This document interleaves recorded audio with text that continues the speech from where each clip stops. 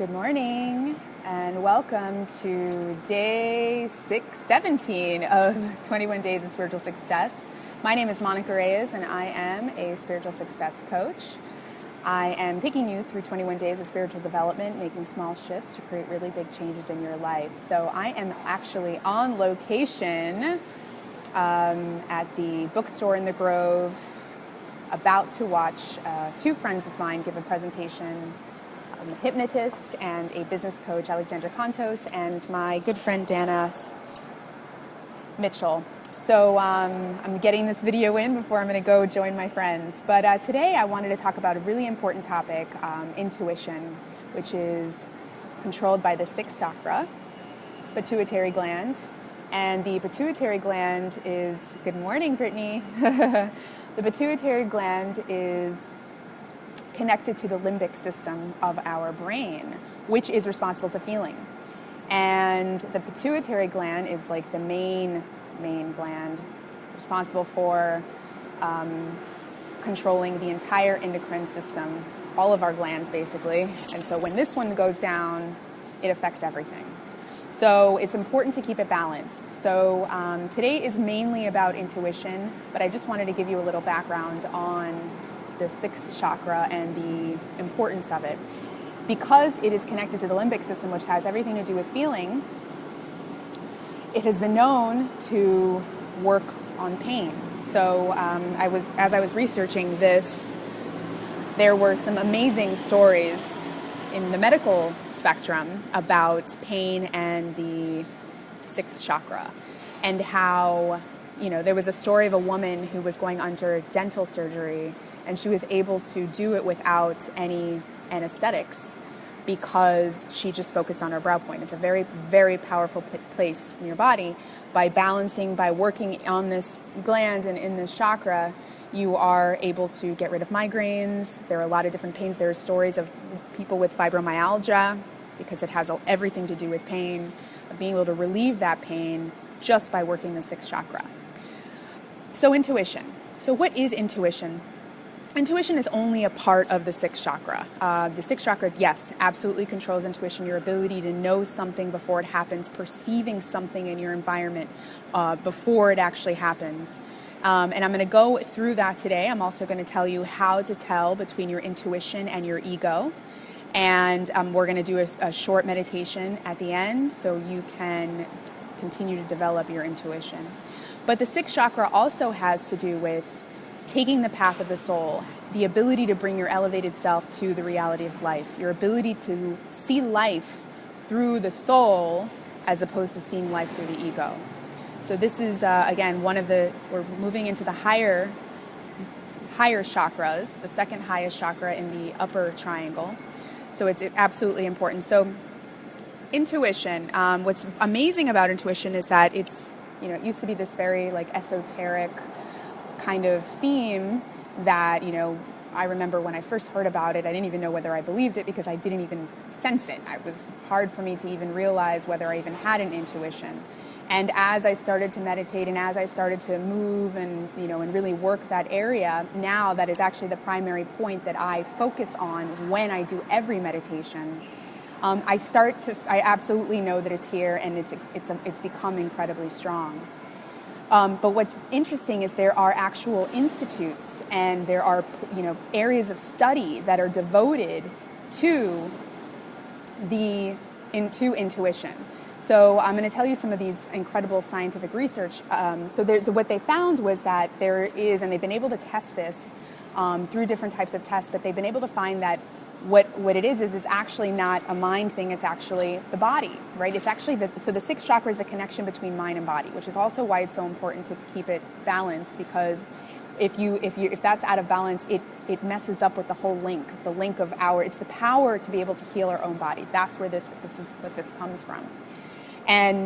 And so intuition is actually a visceral reaction. It's actually a body reaction. And there's an energetic framework around us. Everything is energy, and your body can actually feel it and sense what's about to happen before your mind does.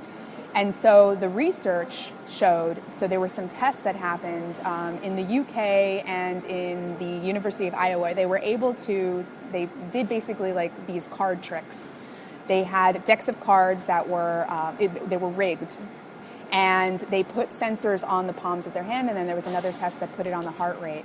And what they found was the palms of their hands would become sweaty when it would get close to the deck that was rigged. Or the other test where it was the winning card, they were able to, the heart rate would increase. And those that were self-aware and were able to sense the heart rate increasing, they were the ones that continued to win. So the body knew before the mind did what was wrong, what was right. What I also found very interesting was the Navy just recently invested millions of dollars. I think it was millions of dollars in 2012 into this sixth sense. So being able to figure this out, develop it, and do research to be used in the military. So I thought that was very validating and interesting. So like I mentioned, at one point in my life, this was actually very recently, I was like, I really want to develop my intuition. I don't really feel like, how do I even have it? I don't know whether I even feel like that I just wasn't able to read it. And so what I mentioned is like, your intuition is a visceral reaction. For whatever reason, I thought it was brain. I thought it was telling me something, and now I get these visions, but it's not necessarily intuitive. So your body, so you can do these tests with your own body. So whenever I used to practice and do experiments with myself and with things that I already knew the answer to, just to test it, to see, is this right on? And so one of the tests would be like, a yes or no answer, and then you can actually feel your body. What is the feeling? What are you feeling? And when you feel something contract, it almost feels like your abs are contracting. Your body is contracting inside, and it's an energetic feeling. That's a no. And when you feel it expand, that's a yes. So, that's a great exercise to just play with and try. It's a very, very subtle feeling. And when I mean subtle, I mean you have to really listen beyond the noise. And so this is why meditation is important. And I tell you guys, because it is absolutely important, is to tap into the gap. When we meditate and we can tap into that gap of consciousness where there is nothingness, that is where you'll hear that's where you're able to feel it. That's where you get all this body awareness, and you can feel things in your body, and you'll be able to really, really listen to your intuition. So, all right. So, what's the difference between intuition and ego? We talked about the ego, and we talked about what it was. So, ego is all logical. Intuition is body, right? I just mentioned that. When you're thinking, that's your mind. That's your monkey mind. Your intuition is actually your body. You'll feel, like I mentioned, palms sweaty. You'll feel maybe, an anxiety. But you got to, it's important to tell the difference too, because you might get an anxiety response from something you're afraid of, which might be intuition, but depending on what work you've done. This is why it's important to just practice it and play with it.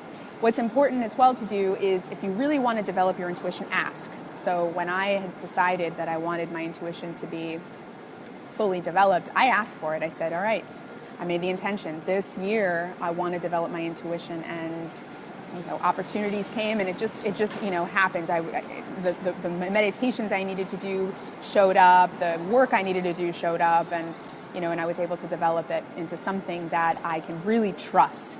What's also great to do is I started writing down lists of when my intuition was right and when my intuition was wrong, because it provided me proof, logical proof. I'm a very logical person, and it provided me logical proof to see I'm usually spot on, or I should have listened to myself the first time around versus second guessing myself. And then also looking at the list of why didn't it work? Why was my intuition off? It wasn't off. I was actually leading with my ego or leading with my fear. It was a fear-based decision. And so I just loved being able to tell the difference between those things. And that's really, learning my body, learning myself, learning my own responses and reactions to life were really important.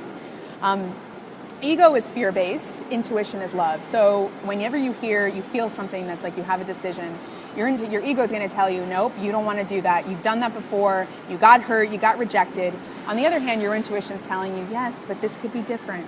This could be, the response could be different. This is your way to your soul. Your ego is fear, and your intuition, so your ego is trying to protect you in a very primitive sense, versus your intuition is trying to take you to your soul's path, your soul's journey. Ego is very inconsistent, irrational. You'll see contradictories, and the intuition is very consistent. The same message is over and over again. The same feeling is over and over again, because it is truth. right? It's the divine, it's truth, there is nothing else, really. Intuition is the right choice. The ego is harsh, the intuition is neutral. The ego is telling you all the reasons why you don't deserve this, all the reasons why you can't do this, all the reasons why this isn't a good idea. And the intuition is neutrality, because again, it's truth. It's tapping into that gap, tapping into that consciousness. All right, so so that really those are the main differences between intuition. That's how you can tell whether you really develop or feel your intuition. It's a bodily sense. So really practicing it is super important, and just testing it out with different opportunities, different events, different people. That's really how I did it. And then using this meditation that I'm about to tell you. All right, so the meditation is sorry about that. Meditation is meditation for the ego. So we're going to put our hands together like this. Women are thumb left over right, men right over left. You're going to put your fingers right below your nose. You're going to focus your gaze onto the tip of your fingers, and you're going to do a 4-stroke breath. So you're going to go, and then again back down, and then exhale. So